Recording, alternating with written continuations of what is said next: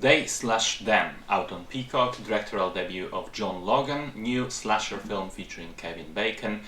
Having in mind that this is a slasher taking place at a gay conversion camp, the title, again, They/Them, is absolutely brilliant. Unfortunately, though, it is the only brilliant thing about the film.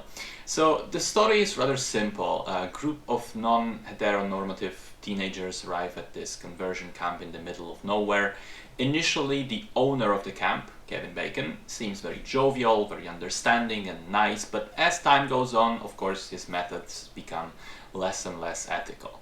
And as that is happening, turns out that there is also a masked murderer running around killing people. And that's basically the gist of it.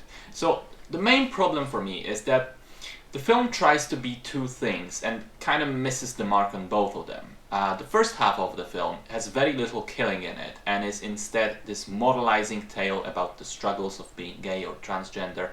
Problem is, the messaging is extremely ham-fisted and unsubtle, to the point that one scene basically turns into a straight-up musical where the kids suddenly burst into song and dance and embrace who they are because it's fine that they're this way.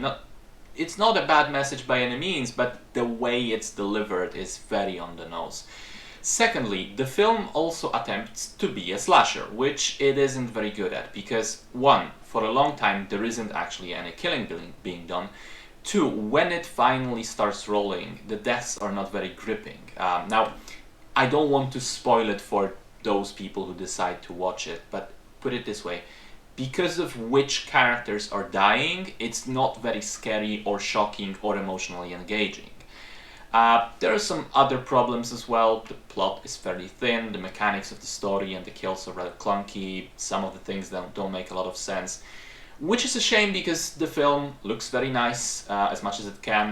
The shots are framed in interesting ways and it's not boring to look at like many horrors or slashers are.